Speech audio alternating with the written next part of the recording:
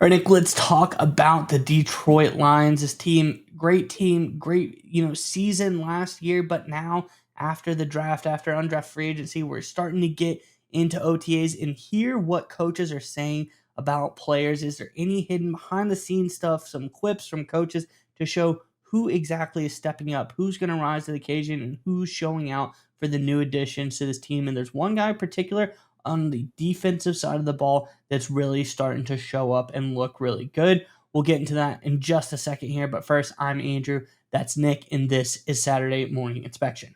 All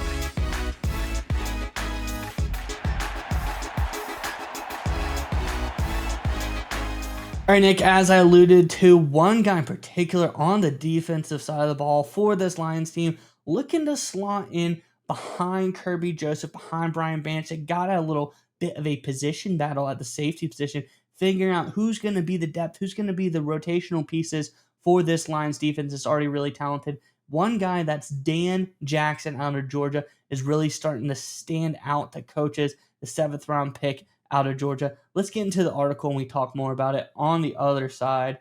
This is according to SI.com. It says, after that, we've got 5 young, unproven, hungry guys. There's one spot. Go earn it, O'Neal indicated. Players must work diligently to pop on film and catch the attention of the coaching staff. As expected, it says 6. He's actually 7th-round pick. Dan Jackson is in the lead to be the team's number 4 safety. His 1 year as a starter at SEC Powerhouse made an impression on Detroit's scouting and personnel department. They said, I'm excited. Jackson was kind of the alpha in the back 7 that did most of the communication. You got to love that. O'Neal said, very, very smart football guy. Got to make sure he's not thinking too much because, again, we've thrown a lot at him. We've done that on purpose to kind of force some of these guys to sink or swim. So there's a couple things I take out of that I like. Really football smart. They really like his leadership ability on the back end at Georgia, SEC Powerhouse school. Dan Jackson really stood out there to them. And they're already trying to, pressure test this guy. They're trying to throw a lot at him and see what he does. They really, I think they see something special in Dan Jackson, and they should, because I think this guy is really talented. And when you're looking for a guy that, comes in the 7th round, he's not going to be perfect. There's going to be some flaws here. But first up, I have something I want to talk about as far as you always got to look at these 7th-round guys. There's got to be one thing that sticks out about them. In this case, there's 2. Obviously, the leadership, communication, and football smarts is one thing, the intangibles. But if you look at his RAS score, when we bring up his RAS chart, there's a lot of bad or not so great on here, but there's a lot of good as far as a guy that runs a 4.4 40. He has great speed at the safety position. And again, his 10-yard split is very good as well. 1.5 second 10-yard split. That's one differentiating factor for this 7th-round pick, I think, that came in and why he's separating himself from the competition. He's very quick. He has a lot of good makeup speed. He can really cover on those plays and do a lot of good stuff.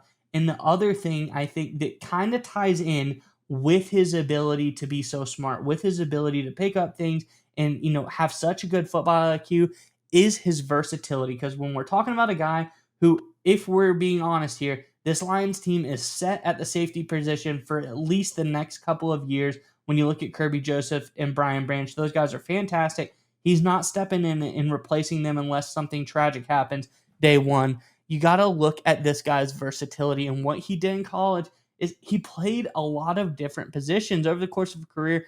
He played, mainly that last season, he played 951 snaps at free safety, but he also played almost 300 snaps in the box, 267 to be exact, and another 239 snaps in the slot. This guy is versatile, and when you're talking about a guy that you're going to bring onto the team, he can't just be one-dimensional. You can't be like, this is a guy who is just a free safety, and he's only the free safety, and that's all he can bring to the table. When you're in the guy in Dan Jackson's position, he's got to bring some value to the team. It's almost like a swing tackle or something, so to speak. Can this guy bump around different positions? Can he come up in the box and play, a sort of linebacker-esque type of hybrid safety position? Yes, he can.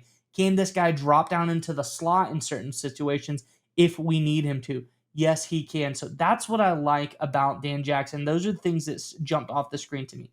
Yes, he's 7th-round pick. Yes, he's lacking in certain areas, but there's some really good things he brings to the table. He has really high end speed. We're talking about RAS relative to athletic score. His speed was really, really high, off the charts for safeties. We're talking about his versatility. He can swap between three different positions in that safety sphere that they like to put him in. He's played in the box, he's played in the slot, and of course, he's played back at free safety as well. Then you look at his leadership ability at Georgia, a team that, leadership doesn't come easy. You got to earn it there. That's a big time SEC powerhouse school. And they talk about his football IQ and smarts. This is a guy they're trying to test early because I think he could be something special. He could be the Swiss Army knife. He could be a piece that you move around on the defense. But I really think Dan Jackson, he's standing out, a guy to look at here early on.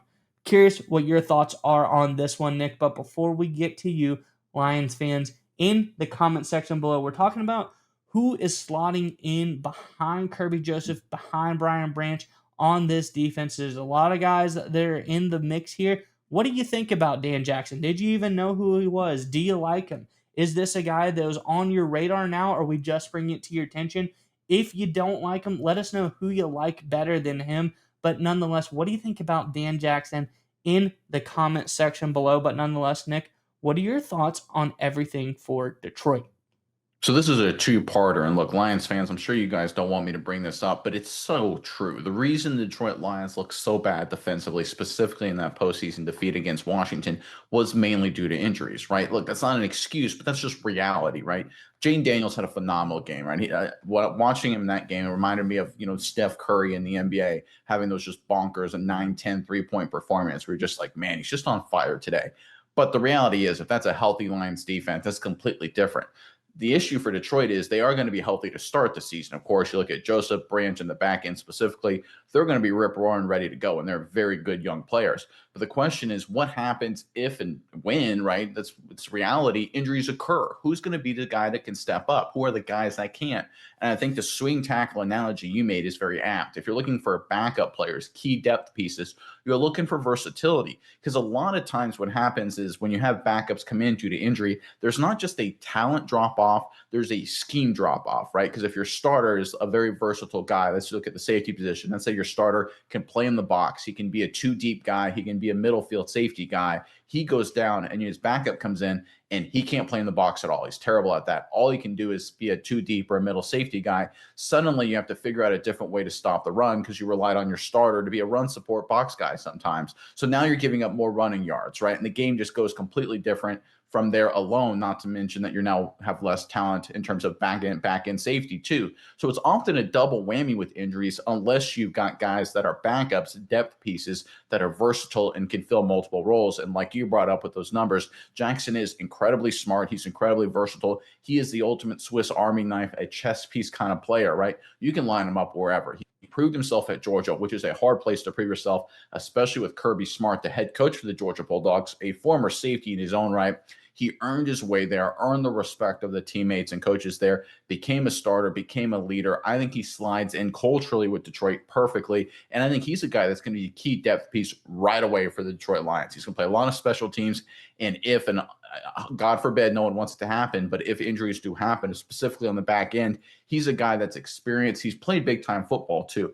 That's the other thing to remember with rookies that are coming in to be depth pieces. If they've come from, D1 FCS or they played at Western Michigan or a school like that, not to crap on Western Michigan, I'm just speaking the truth here.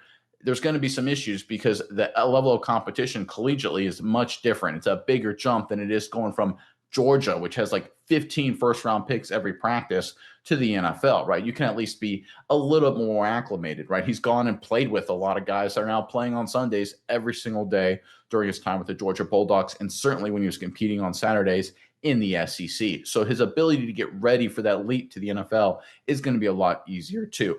But now let's talk about another aspect, and this is something that is going to happen with Detroit when you're thinking long-term. The reality is the Lions are incredibly talented. They're very good, but they're going to have to make some hard decisions over the next 2, 3, 4 years. You've got Aiden Hutchinson, who's going to get a massive super mega deal. Jameer Gibbs is probably going to get a lot of money. What do you do with Jamison Williams, right? The list goes on and on in terms of young players that are going to have to get paid. Sam Laporta is going to get a lot of money eventually too at the tight end position. The list is very long. So what do you do with people like Brian Branch, who are great safeties, or Kirby Joseph, who are great safeties? Do you let other guys walk, right? Do you maybe let one of these safeties walk in free agency? We're talking way out in the future, of course, right? We're not talking 2025, 2026 timeframe. We're talking in the future. You need to have that succession plan in place, or at least have some sort of plan when the rubber meets the road, when it comes to when you have to give away big money for your stars in terms of keeping other players. If you don't, you look like the Cincinnati Bengals. For those of you who aren't familiar, the Bengals this entire offseason have basically spent all their resources trying to keep veterans on their roster and sign players and figure out what they're going to do there. They have an all-pro pass rusher, Trey Hendrickson. He doesn't want to get it, doesn't like the contract. He's holding out. The Bengals did a poor job succession planning, so then they reached in the first round for a defensive end. That was a big reach, but now that defensive end is holding out. So basically, the Bengals right now at a critical position have two holdouts, locker room issues, cultural issues. They got big problems in the middle of what they believe is a title window. If you're any team and you're the Detroit Lions specifically, you want to make sure that it doesn't happen. Have a potential succession plan in place. That way, if something happens and the numbers don't work out, and I'm making this up, let's say Brian Branch has to walk. I hope not. I don't think he will, but let's just say the numbers work out that way. You want to have at least someone that you can rely on to be a guy who can play there, a guy who is intelligent, knows the scheme, is versatile, who can play there so you're not in just dire straits if you have a cap situation. So this is a great move for the Lions from a two-pronged situation. It's the immediate issue of depth at a key position, that basically the back end of the secondary here that reared its ugly head. We saw it in the postseason defeat, but it also allows them to have a potential succession plan if the cap numbers don't work out and a guy like Joseph or Branch has to be a cap casualty. I don't think either of them will. I think the Lions will do a good job in terms of keeping them, but reality, salary cap is reality. You can't ignore reality. So this is, again, just a really great move by the Detroit Lions. Jackson's one of these under-the-radar players. Is he going to be an all-pro superstar? Probably not. I'm rooting for him to be a good player, but let's be honest here. But is he a good depth piece no matter what situation he's in? Absolutely. Yeah, Nick, and just a couple things I want to add on the end, so I'd be remiss if I didn't bring them up. One is this is a guy who he also brings something good to the table. You look at his career overall PFF coverage grade, and that's an 85.3 career grade as they graded at PFF, 85.3. So pretty good. He's not a liability in coverage when you put him back there. He's not just some linebacker hybrid downhill run stopping safety. This guy can go back. He can cover. He can do some really good stuff in that aspect. But the other thing I want to bring up is the story of perseverance for Dan Jackson and how it kind of his path at Georgia I thought was very interesting. Some other people might think it's interesting as well. He came in 2019, yes, 6 years ago, 2019 for Dan Jackson. Comes in, he's a walk-on this team. He inevitably redshirts in 2019, does not play. He does not play in 2020 at all. Comes 2021 through 2023, this guy starts a total of 6 games in those years from 2021 to 2023. Not a lot of playing time. Those are good. Not those back-to-back national championship years for Georgia. This guy sticks it out. Then finally, when he's given his time to shine, the first time he's really starting a significant amount of games at Georgia, boom, third-team All-SEC. This guy comes onto the scene really, really quickly and shows a lot of good promise. And then you talked about special teams. Can this guy do anything good on that? Blocks some kicks in his tenure there as well. Does a lot of great stuff for special teams. So even more than just a free safety kind of back in Swiss Army knife, this guy is good at special teams. This guy has will. He has determination and perseverance. He's going to grind. He's okay sitting behind people and waiting for his time to shine. I think that was important, seeing what he did at Georgia. Basically didn't play for 2 years, only started 6 games over 3 years, then given his time to shine, really showed up at Georgia and showed out and did a lot of good stuff. So I think Dan Jackson, he fits what Detroit Lions need. This is a guy willing to wait his turn. He's very versatile. He can do a lot of good things when you need him to. And when the moment of opportunity comes out, he does really, really well. So I love this fit for Detroit. I think it's going to be a good player.